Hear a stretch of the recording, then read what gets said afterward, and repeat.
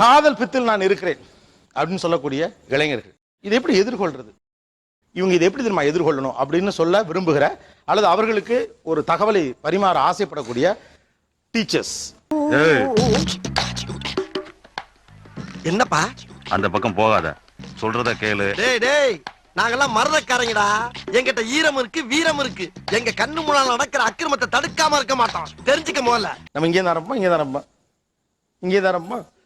அந்த பொண்ணு இங்க தனியா, கோபி சார் மாட்டி விடாதீங்க, ஃபர்ஸ்ட் அங்க போடுங்க, அப்பதான் பந்த. எங்க சொல்லு, முதல்ல அவரை பேச சொல்லுங்க. அப்ப நீ மனப்பாடம் பண்ணல. இந்த காதல் சிக்கல என்னென்ன கிரேசியான விஷயங்கள்லாம் செய்வீங்க? What are the craziest things you guys used to do? இப்போ அவன்கிட்ட பேச முடியல, இப்போ அவன் இல்லைன்னா அவனுக்கு கால் பண்ணுவேன், கண்டிப்பா அட்டன் பண்ண மாட்டான். அந்த மாதிரி டைம்ல நானே கண்ணாடி முன்னாடி போயிட்டு அவன் எதிரில் நிக்கிற மாதிரி நான் பாட்டு லூசு மாதிரி பேசிட்டு இருப்பேன்.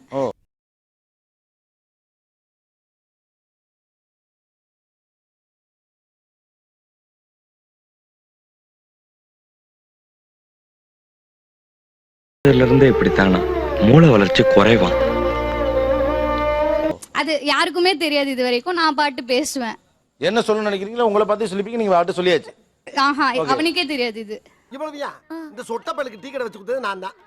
அவனுக்கே தெரியாது. அண்ட் அவன் யூஸ் பண்ண கர்ச்சீஃப் இன்னும் என்கிட்ட இருக்கு. சம்டைம்ஸ் அம்மா சொன்னாங்க, அது என்ன யார் கர்ச்சீஃப் எங்க இருக்குன்னா தோச்சு போட வேண்டிய அழகு இல்ல, வேண்டாம் அது அப்படியே இருக்கட்டும். இருக்கட்டும், என் ஃப்ரெண்ட் வாங்கி கொடுத்தது ஃபர்ஸ்ட் கர்ச்சீஃப்னா ஏதோ ஒரு பண்ற லூஸ் மாதிரி பண்ற. என்ன இது ஒரு மாதிரி செத்த பெருச்சாளி வாடை அடிக்குதே உங்க வீட்டுல? உங்க அப்பன் சரியாவே மெயின்டைன் பண்றது இல்லையா? எங்க இருந்து வருது? ஆஹா, இது அந்த ஆட்டோக்காரனோட துண்டாச்சே. இதுல இருந்து தாண்டி அந்த நாத்தம் வருது. டைம்ஸ் நம்ம மிஸ் பண்ணும்போது அது மாதிரினா நானே போய் தனியா இந்த இடத்துல அவங்கள பாத்துருக்கோம் அப்படின்னா அந்த இடத்துல போய் நானே தனியா நின்றுவேன்.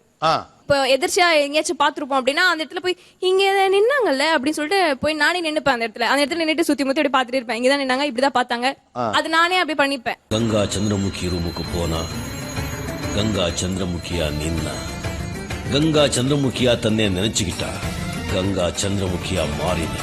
அப்ப என்ன பண்ணுவேன்னா ஃபுல்லா மேக்கப் போட்டுப்பேன். என் மூஞ்ச என்னாலே பார்க்க முடியாது. அப்படி ஃபுல்லா மேக்கப் போட்டு போய் கண்ணாடி முன்னாடி அவ்வளவு என்ன பேசணும்னு தோணுது எல்லாம் கொட்டி உளறிடுவேன். உண்மையை சொல்றவங்க தெய்வத்துக்கு சமம் சொல்லுவாங்க. இவங்க ரெண்டு பேரும் மாறி மாறி உண்மையை சொல்றாங்க. அழுவேன். ஏன் அழுக வருதுன்னு சுத்தமா புரியாது. டக்குன்னு அவங்க செத்துட்டாங்கன்னா நான் என்ன பண்ணுவேன்னு சொல்லி அப்படி அழுவேன். வாயெல்லாம் சுத்தமா தாண்டா இருக்கு. ஒரு பேச்சு சொன்னா என்ன அங்க வர சொல்றது? பதறி போயிட்டல. ஓஎம்ஆர்ல ஒரு பிரியாணி ஷாப் இருக்குது, 24 hours biryani shop. So mid நைட்ல எல்லாம் அடிக்கடி நானும் அவளும் போயிருக்கிறோம். ஸோ ஸ்டில் அவளோட ஃபீல் வந்தது, நான் பிரியாணி எங்கேயும் போனாலும் ஆர்டர் பண்ண மாட்டேன். சப்போஸ் பிரியாணி சாப்பிடணும்னு தோணுச்சு அப்படின்னா ஸ்டில் அந்த பிரியாணி ஷாப் தான் போவேன். இதெல்லாம் ஒரு காரணம். யாராவது மொட்டை அடிச்சிட்டு வந்தா அவன் தலையில தபையெல்லாம் வாசிப்பீங்க. இதுக்காகவே ஓஎம்ஆர் போயிட்டு, நான் இருக்கிறது ராமபுரம். ஸோ இங்கிருந்து 20 kilometers டிராவல் பண்ணி ராமபுரம் ஓஎம்ஆர் போய் பிரியாணி சாப்பிட்டு தான் வருவேன். ஆனா உலகத்திலே பித்துல பிரியாணி சாப்பிட்ட ஒரே ஆள் நீ தான்டா. ஒரு வேர்டு, இந்த ஒரு வேர்டு ஓகே, அது அந்த பேர், அந்த பொண்ணோட பேர், அந்த பையனோட பேர்கள், அந்த ஒரு வேர்டு மைண்ட்ல ஒரு கிறுக்கு பிடிச்ச மாதிரி ஓடிக்கிட்டே இருக்கும். அந்த ஒரு வார்த்தை வாட் இஸ் தட்? இருக்கா?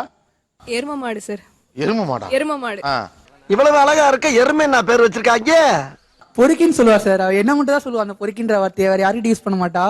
அவ அந்த ஒரு யோசிச்சுட்டே திடீர்னு லவ் யூடா அப்படி இப்படின்னு பேசிட்டே இருக்கும் போது திடீர்னு சரிடா பொறுக்கி அப்படின்னு வாளா, அப்படியே எனக்குள்ள ஏதோ ஒரு மாதிரி ஆகிற மாதிரி ஒரு ஃபீலா இருக்கும். சட்டுங்குதா, நரம்பு தளர்ச்சியா இருக்கும், நியூரோபின் மாத்திரை வாங்கி போடு.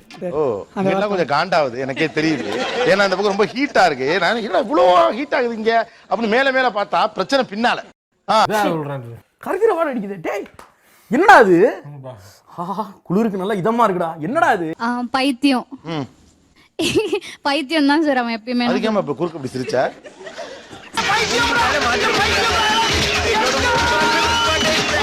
ஒரு வார்த்தை அதை நான் எப்போதுமே அது ஓடும் மைண்ட்ல.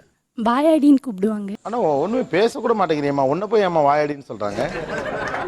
வாயாடி ஒரு 10 நிமிஷம் சொல்லுங்க. வாயாடி அது அவங்க கூப்பிடும் போதுதான் ஸ்பெஷலா இருக்கும். இதுக்காக நான் அவனை கூப்பிட முடியுமா என்ன? இருக்காங்க. எங்க? அங்க.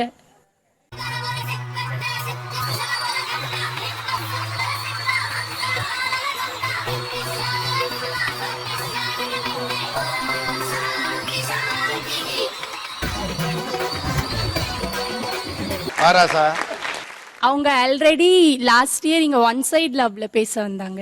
இப்ப டபுள் சைடுல. அட பாவிங்களா.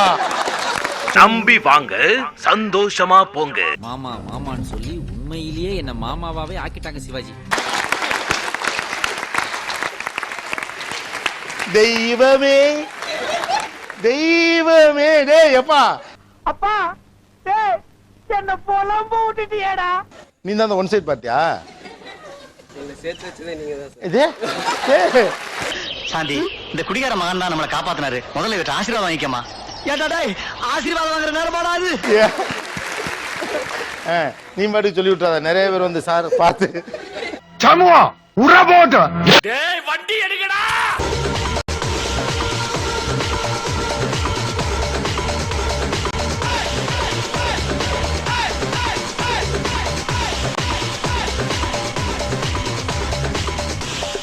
டேய் அடியா டேய் அடியா போடு டேய் அடியா என்னைய மிருகம் ஆக்கிராதா. மிருகம் ஆயிட்டடா சொன்னாங்க வீட்டுக்கு போனீங்க. டேய் அடியா அடியா இர அடிச்ச அமைதியாரியா நீ. அடிச்சிருவேன் அடி ஒன்னு அடிக்கணும். வா இங்க வா. இப்படி ரொம்ப கேக்குறானே.